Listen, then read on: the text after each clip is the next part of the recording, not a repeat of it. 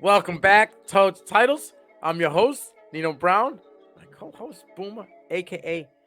Jared Gray. We do a lot together. This one's going to be special. Last one took off like a rocket. We're talking QB battles.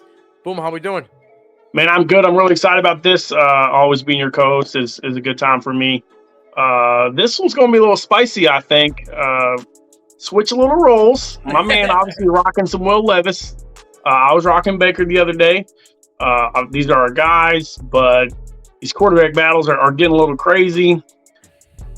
I think the other one last week's a little more spicy than this week. Yeah. Well, sorry, a little more cement. This one's more spicy. And because I think that even though we got our guy and they think they might have a guy for the future, there might be a guy that's out on this. And we got a little bit of insider info from our people. So let's just kick it off right away. Ryan Tannehill versus Malik Willis versus Will Levis. Tennessee Titan quarterback battle. We got some old blood, some middle blood, some new blood. And I think the middle blood might be out, but we're going to talk about that in a second. Listen, Ryan Tannehill was an elite wide receiver for Texas A&M. And then he had to play quarterback. Ended up being a decent quarterback for Miami, goes to Tennessee, and I think he's just at the end of his rope, though. But during his rope battle, 33,265 yards, 212 touchdowns, 108 interceptions. By the way, that's a lot more than Eli Manning is back and forth. He ain't got 50-50, just so we're clear on that. Just one's got more Super Bowls.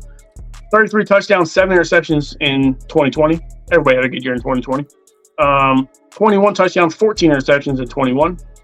13 touchdowns, 6 interceptions. And I'll give you, didn't play a lot of games. It was his first year not throwing over 3,500 yards in years. Right. So the one thing that has really made him dominant and that we just don't see is his legs. He could run when he needed to. He was what they were hoping Jake Locker would be. Yes. You know what I mean? Because Jake Locker could have been an absolute dude at Tennessee, coming out of Washington, could run the ball hard, throw the ball from good distance, just didn't have the accuracy. You bring in Ryan Tannehill, seems like a good guy, could be let's lead us to the promised land. We got King Henry behind us. All I just need you to do is to give me your 2021 stats or 2020 stats. And we've seen a steady decline. So how do you feel about him, and where do you think he, is on the depth chart today? I think he's QB1 right now. Okay. Unfortunately, I don't think my guy has done enough to surpass him as QB1. He's going through some growing pains. But we're talking Tannehill. Listen, Tannehill was a great regular season QB. Great, right? Like, he was top 10 last year, the year before with stats. And if you look at what he's played, last year, they didn't have many weapons, okay? You had a rookie wide receiver in Traylon Burks. You just got rid of Antonio Brown. You had a new incoming tight end in Austin Hooper. Kyle Phillips was your other wide receiver. He was a rookie. It was a lot. Robert Woods came in, didn't do anything. A lot of moving parts for that Tannehill. So I'm like, Henry got hurt. I'm going to give him a pass. I can't give him a pass on the fact that he's 2-3 in the playoffs, and his numbers are disgustingly different from regular season to the playoffs, right? Cool, you're a great regular season QB, but that ain't getting me to the ship. That ain't getting me the trophy. That ain't getting me confetti, right? Gardner Minshew could be a great regular season QB. Blake Bortles can be a great regular season QB, right? At least them guys have wins in the playoffs. He has 2 wins, but he has a losing record. That's my thing. The other point, a month before the draft, the Tennessee Titans put it out that they were shopping Ryan Tannehill. So how much confidence do they have in Ryan Tannehill right now? Right? And if I'm Ryan Tannehill, you already got a sour taste in most people's mouth when you said that it's not your job to groom the next QB in Malik Willis. Listen, you're an Aaron Rodgers. You can't say that. You know what I mean? Aaron Rodgers is a Hall of Fame quarterback, Super Bowl winner, had to play behind one of the greats. Yes. Ryan Tannehill doesn't have the room to say this, and you were already out the door. So I'm kind of in you on this one. I just don't know. I think he's QB1 right now due to the inexperience of the guys behind him. Well, let's get to those guys. All right, let's do it. All right, so I had a little Twitter battle with somebody last year about Malik Willis being a top 5 quarterback in the draft class. And I said, man, I wouldn't draft this dude in the supplemental draft. And I got lit up. I said, listen, man, Liberty, not a thing. Right when my dude was playing Division I football, threw 50%. And let's just get to that. Auburn, 31 for 61, 50.8%. 276 yards, 3 interceptions. No touchdowns. No touchdowns. No tutties in here. We're just so then transfers to Liberty, right? And then balls out 64.5% or 64.2%, 2,200 yards, which isn't eye popping, by the way. It's 10 games, 2,200 yards, and in an elite offense. It's an elite offense, but the running back was better. 20 touchdowns, 6 interceptions. 21, he goes 61%, 2,800 yards, 8.4 yards per attempt, 27 and 12. 878 rushing yards. Listen, we talk about these guys who have 800 yards rushing and this and that. Baker Mayfield had 1,000 yards rushing in college football, and I ain't letting my dude Baker run. He might have had the 50-yard rush when he played against Tampa in his rookie year, but he's not a guy that I'm like depending. If you're not elite, Lamar Jackson elite with your legs, I don't want you running the ball. And you don't have the arm talent and height to be a guy like Aaron Rodgers. I just never believed that Malik Willis is going to be a dude in the NFL. Listen, the XFL loves you, man. Go give him a call. I really think, I understand you had a really good camp. And so I want your take on Malik Willis real quick before I get to the eventual starter. All right. There's a lot of different things. He says the eventual starter. I love it. I wasn't going to let that one slide. Here's the deal. There's a lot of hokey pokey in Malik Willis, right? Coming out of high school, he was recruited more as a wide receiver than a quarterback. Okay? He committed to Virginia Tech and then decommitted to Virginia Tech and went to Auburn and did nothing. I think he probably would have been better off going to Virginia Tech. All right? Well, he wouldn't play because of Joe Milton and Hooker. Yeah. Well, and Hooker transferred, so the opportunity was there. You see what I'm saying? Like, he didn't let the stars align for him. You know what I mean? But all right. Did I fall for the Malik Willis hype for about 3.5 weeks? I fell for it. And then I started looking at stuff, okay? And I'm like, oh, boy. Downfield passing. Yeah, he got a cannon like Joey Milton. Not even close to Joey Milton, but he got a cannon. He can throw the ball deep, but it's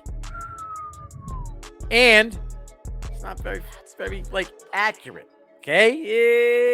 It might be off 6 yards to the left. It might be 3 yards short. It might be 10 yards ahead.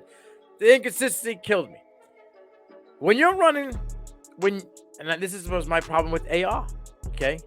When your number one trait at the quarterback position is your feet and not your arm, I think you need to find a different position. Listen, Lamar Jackson is elite at running the ball.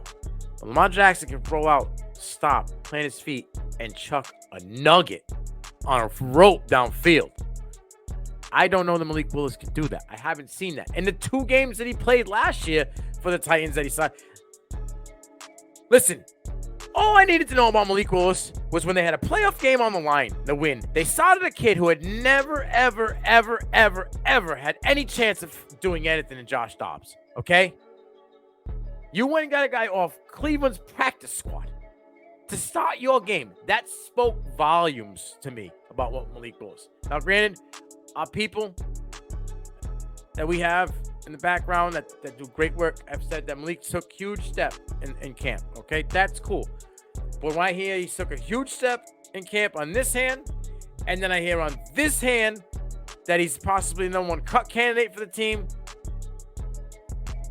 Well, it's hard to hold 3 quarterbacks. I don't care who you are. I mean, and with that rule, that rule that happened, you're allowed to have a quarterback as your emergency.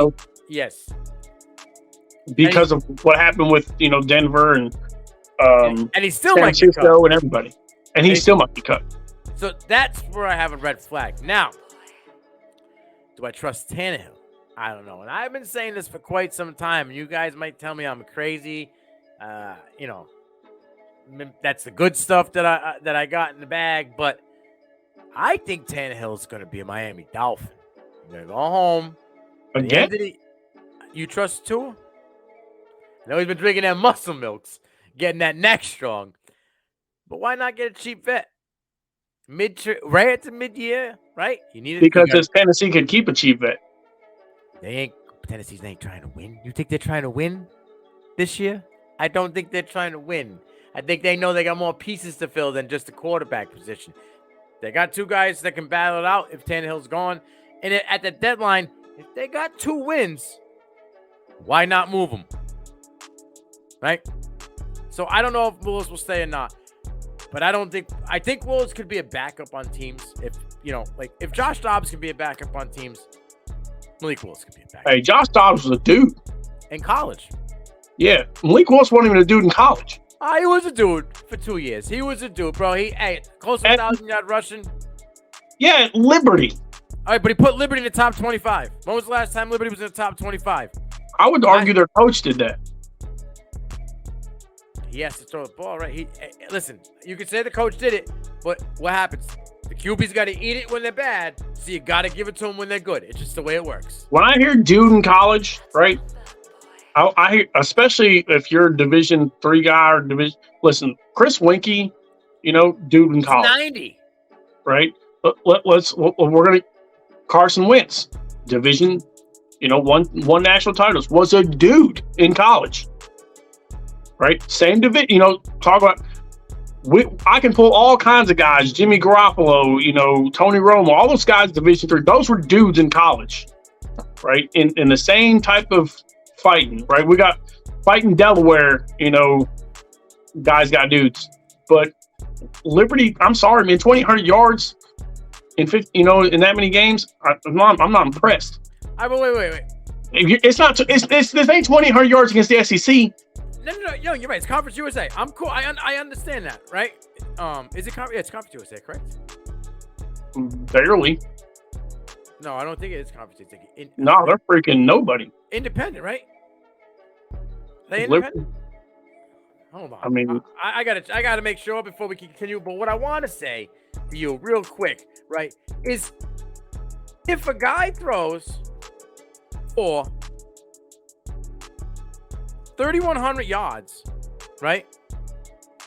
And only rushes for 100. Is he all right in your book? I want my quarterback to throw more than they rush. Whoa. I got running backs. 3,100 combined yards, right? With running and passing. He's okay? That quarterback? Because he's 3,100 yards combined. You got guys out there throwing for... Hey, you got guys out there throwing for 2,900, 3,000 yards, right? That rush the ball for negative 65. We're putting them on a pedestal, but they're throwing for 51%. Well, not if they're throwing 51%, they're not on pedestal. No, I'm not saying us. I'm saying people put them on a pedestal. This guy. Yeah, you're right. Conference USA, by the way. Yeah. So these guys he's putting up 3,000 combined yards, right? I know 900 of it was rushing.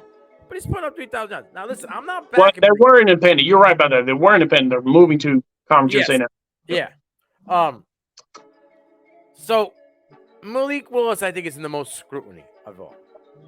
But let's talk about my guy. Let's get right to you got Levis, all right?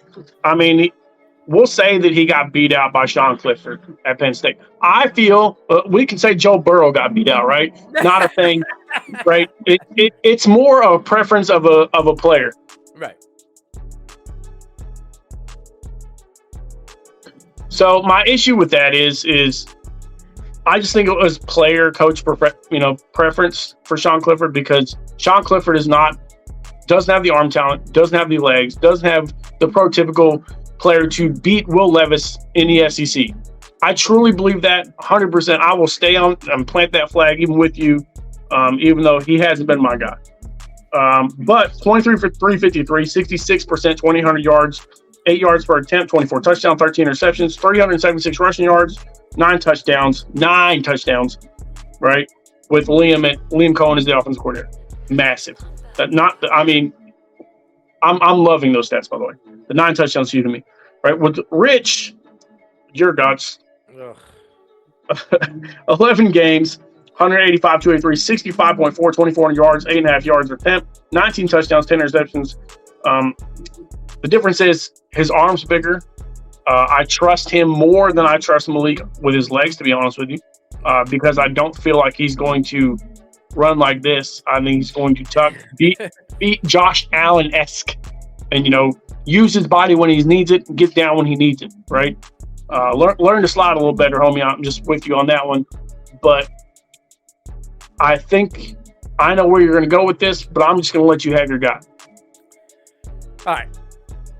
2 years, 2 different NFL offenses he had to learn as a college kid coming into transfer, okay? Liam Cohen, NFL offense. Totally different than the Rich Gangarillo offense, okay? Now people want to say that Wan'Dale Robinson made Will Levis. You can put that in a blender and chop it up. That's trash, okay? That wasn't Jordan Addison, Kenny Pickett. That's not even in the same realm. But he loses Wan'Dale Robinson, and he has 3 freshman wide receivers that have to now learn, to them, because they come from high school, a new system. So your QB and your 3 receivers are all learning a new system, okay? Now, granted, problem with Will is he takes a lot of risks, but I do feel it's because he feels like he's got to put the team on his back, okay? And everybody's going to look at Tennessee. They only average like 6 yards per throw, this and that. He was hurt. They were getting smoked. He was trying to make plays, too. He was trying to get some kind of positivity for the team. I hate that people will totally not watch the first half of last year's film and say, oh, Will Levis wasn't good last year. Because until he got hurt in the Ole Miss game, he was good, all right? He had a foot injury, he had a shoulder injury, and he had a finger injury. I think he had a broken finger as well. I think it was like sideways. They showed it. So, and he played, okay? But because when he didn't play, we saw the game that he didn't play. That was very apparent. And I asked everybody, would they have won those 6 games if Will Levis wasn't there? Nah, they wouldn't have, all right? Now, in camp, he looks a little nervous, okay? I'm not stupid, bro. I understand. And there's good videos they show and there's bad videos they show. But if you watch it all, yeah, I get nervous when they're throwing 10 balls to the wooden board with the nets and Tannehill's going 7 for 10. Malik Willis goes 7 for 10. Will goes 3 for 10. And the 7 he missed don't even hit the board. Yeah, I get a little concerned, okay? But he got the strongest arm out of everybody there, right? He got more experience running an SEC offense or NFL offense than Malik Willis ever will, all right? I think his intangibles, his size, his mobility, right? His smarts. Like I said, the NFL offense he had to run. The fact that he knows how to use his, but he needs to slide a little more. But last year, I think was an anomaly. He was trying to do more than what he needed to do. Got himself injured, right? Had that penalty not get called on that 4th down play against Ole Miss in the end zone, and that touchdown counts, the winning streak's rolling. They're in a totally different ball game, and everybody's looking at Will Levis differently because then the next play with him, the next series when he had to run and fumble and get hurt, doesn't happen. They would have already won the game. So there's a lot of intangibles that go into it. I think Tannehill's going to be QB1 for a couple weeks. But I think Will Levis is the inevitable starter for that team. I don't think next year they're going out looking for another quarterback. He's done it back-to-back years. And they were willing to go up in the second round. They had to get him, right? Like, they were willing to. If Pittsburgh was going to take a QB, they were willing to trade with Pittsburgh for that spot where they took Joey Porter. So Will Levis was their guy. I think it hurt Will Levis' confidence a little bit that he slid. And I put that on the agent, bro. You're supposed to know if your guy's going in the first round. You know what I mean? Like, those guys go in there supposed to know where they're getting picked or not. So, I think he's got to shake it off a little bit. But I think he's a dude coming, like I say, lost his job at Penn State, came to Kentucky, balled out, right? When everybody counted him out, he did his thing. Put pieces together in that offense. That's the thing. Any QB right now is set to fail. For the past, outside of Tannehill, for the past decade, whatever QBs that come in there as rookies have been set up to fail. It's just not been a good situation. Now, this year, they got this section, they got a better coach in Vrabel. So Vrabel's been working with these guys. But Malik Willis, I don't think, was the starting QB in the NFL. So it was kind of like just we'll give it a shot, see what happens. Didn't work. We're going to go with this guy. I think Will Levis is going to be Tennessee's QB1 by midseason. I honestly don't think Tannehill is even going to stay there because if there's an injury, especially if there's an injury in camp, watch out. The Rams are trying to trade Matt Stafford, okay? But nobody can eat $58 million. If the Rams are willing to get rid of Matt Stafford, the Tennessee Titans are willing to get rid of Ryan Tannehill. And they've already told people that they're willing to get rid of him. Will Levis will have growing pains. Season 1 will not be elite. But I do think that Will Levis can have a trajectory of a Kenny Pickett NFL career. You know, they could throttle him back just like Josh Allen did for 2 years, right? Bring in, you know, I like Traylon Burks. I don't think he's elite by any means, but they had the opportunity to get DeAndre Hopkins and they didn't get it. They still do. He's still talking. Yeah, I think, you know, that could be a thing. Like, hey, you could bring an older, really good wide receiver. But I think one of those guys is going to get traded soon enough that you're going to have an elite guy coming. There's some good wide receivers coming. You know, Keenan Allen could be a guy that'd be good to help. I'm with you. I think Tannehill's pass is behind him. I think that he could be a 5-year backup for the next 5 years and have this Josh McCown career, you know, be a good backup and stay there. I think you got to give Will Levis what you got. And you got to see what you have in the future because next year's quarterback class is deep.